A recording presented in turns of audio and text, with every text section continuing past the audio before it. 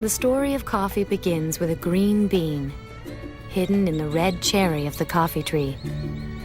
Some call it magical, others say it's evil. But no matter how jealously or greedily guarded, neither kings, nor merchants, nor priests could keep it from spreading around the earth. For sooner or later, everyone is seduced by the irresistible bean.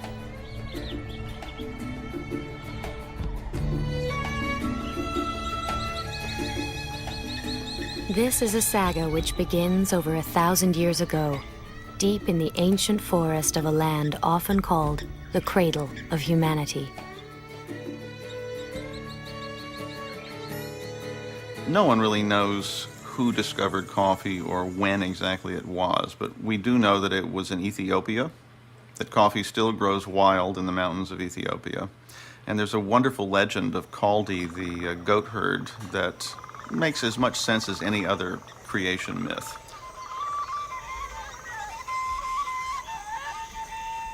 Isarra kan ka'e nyaata sanirraa ka'e maaliif bunni kun maalirraa nama si'eessaa jechuurraa baramee kanaan bu'an jedhamtu immoo buqqisee sibiila dhaabbadhaa wanni kun waan gaariidha waan fuulduratti barbaadamu jedhee han biyya dhaabsise isaanii han jedhu taarikii nan dhagaye. Ijoollee re'ee tiksitutu argee erga san immoo abbaa jabal baalbuu kan jedhamtu takataattalee immoo biyya hundaafis akka faafalee kan jedhe isaanii taarikii kan isaanii kanaan dabarsinaa. Bunni immoo har'a buna coocee kana fakkaatu hin jiru. Akka kana immoo hin arga ijoollee re'ee tiksitu jedhanii.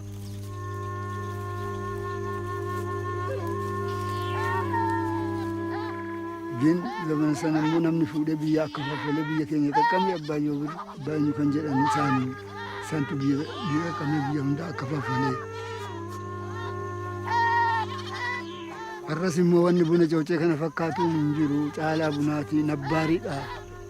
Bunni immoo biyya kana akka baabii kana jiru akkana amma bunni kun akka kana argamee.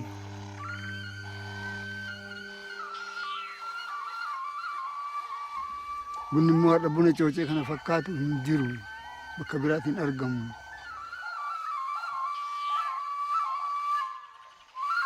He suddenly felt all kinds of energy and excitement, and he started dancing around and singing, and he felt like writing poetry to his girlfriend and things like that. So that's how coffee was supposedly discovered.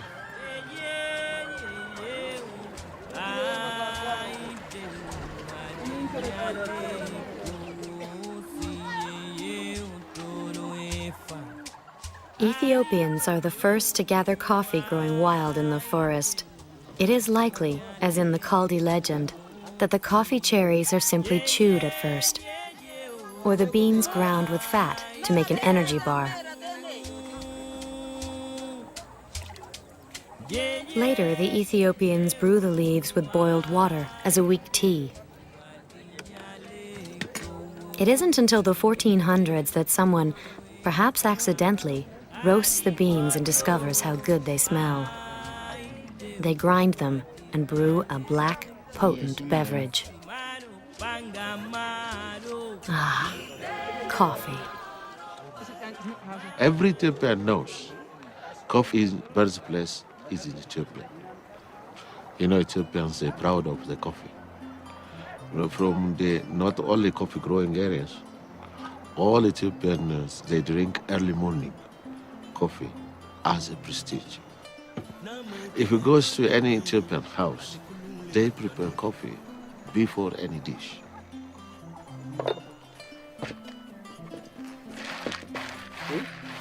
Coffee will be family beverage. It brings friendship, kinship. The coffee is an heritage and a proud of Ethiopia's culture. Haji Muhammad's granddaughter prepares an elaborate coffee ceremony that is centuries old. Only the women of the house can roast the beans. When they begin to crackle, she ladles them on a metal plate to be blessed by the spirits of fertility and prosperity.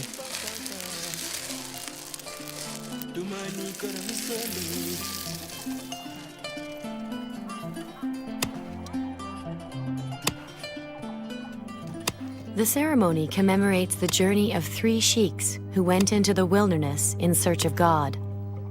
When they were nearly starving, it is said, God appeared and instructed them to grind coffee beans for food. There are always 3 servings of coffee to honor the 3 sheiks. The first round is called Abel, then Tona, and finally Baraka, which means the blessing.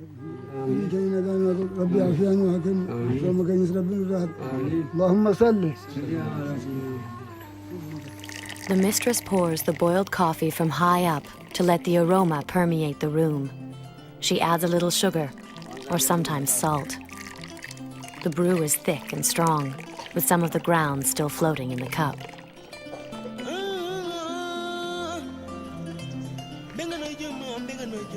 The eldest is always served first.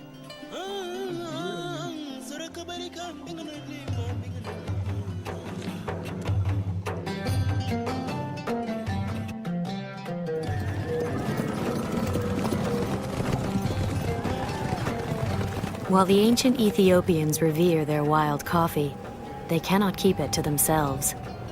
It is only a matter of time until traders bring beans to the Arabian port of Mocha. From there, the Arabs begin the first known cultivation of coffee in the nearby mountains of Yemen. The name coffee probably comes not from Ethiopia, but from Yemen. Coffee cultivation went across the Red Sea, and so the Arabs began to grow it in Yemen. And the Arab word for wine is kawa, and that's the derivation. They thought it was kind of like a substitute for wine. It was legal, whereas wine wasn't. And so I think that coffee probably comes from the word kawa. Some people say that coffee was named for a little town in Ethiopia called Kafta. Other people say that Kafta was named for coffee. Some people say that it came from coffee's power to forestall sleep, and that it was an old word for something that puts off your desire for something. The truth is that nobody knows where the word coffee came from.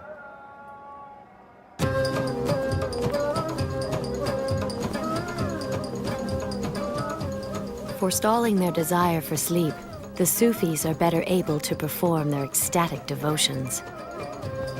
The invigorating potion enhances their swirling trances as they reach out to merge with the divine.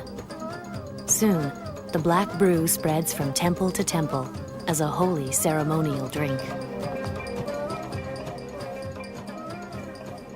It was through the Sufis that coffee made its way through Arab society.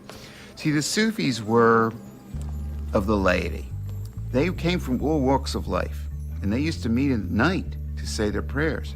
Then they'd go back home and they'd go to their jobs and so on. Well, they brought the knowledge of coffee back with them.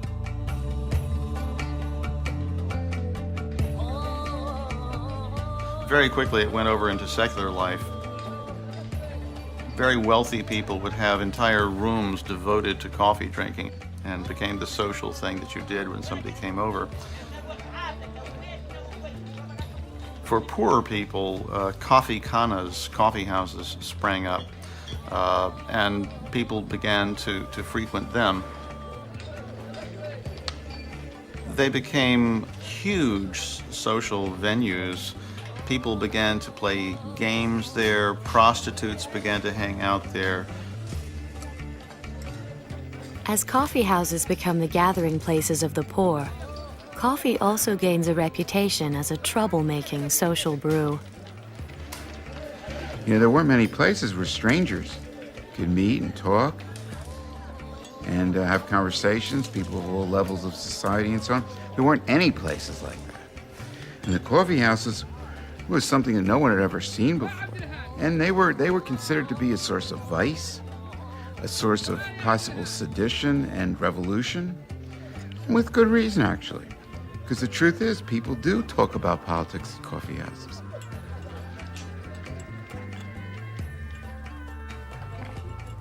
In 1511, the governor of Mecca, whose name was Khair Beg, heard that people were doing lewd and terrible things in the coffee houses, but worse than that, they were saying bad and funny things about him. They were making up satirical verses about him. So he decided that he would ban the coffee houses. People come there, they carry on, they mix with other people, they get involved in treason. But the worst thing is they're drinking coffee. And coffee is a drug, it's an intoxicant. Well, the Quran prohibits the use of intoxicants. This is a very serious matter in the Muslim religion. In fact, the penalty for using intoxicants is execution. And he tried to ban the coffee houses. However, the Sultan of Cairo, who was his boss, who loved coffee, and it was being served in Cairo, when he heard about this, he reversed the order.